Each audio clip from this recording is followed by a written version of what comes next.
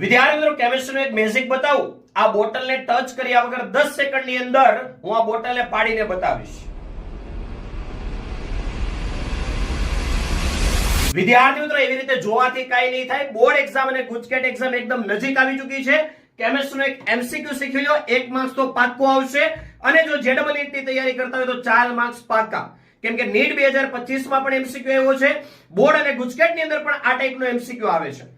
વિદ્યાર્થી મિત્રો આ છે કેમિકલ કાઇનેટિક્સ રાસાયણિક ગતિકીનો એક એમસીક્યુ, જેની અંદર તમને આપ્યું છે કે A + B પ્રક્રિયા માટે પ્રક્રિયાની એન્થાલ્પી જે છે એ છે -4.2 કિલોજોલ પર મોલ અને સક્રિયકરણ ઉર્જા જે છે 9.6 કિલોજોલ પર મોલ.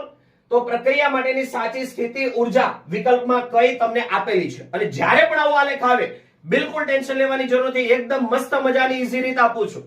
અહીંયા વિદ્યાર્થી મિત્રો જો એન્થાલ્પી મતલબ ડેલ્ટા H, અને વિદ્યાર્થી મિત્રો એન્થાલ્પી કેવી આપી છે?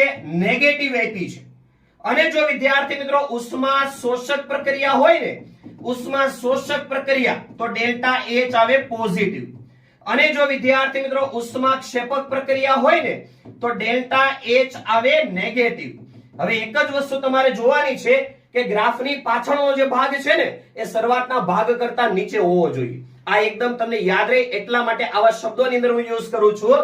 તો વિદ્યાર્થી મિત્રો અહીંયા જોશો આ પ્રક્રિયકની પોતાની એનર્જી, આ ગ્રાફ ઉપર જ પૂરો થઈ જાય છે, નહીં આવે.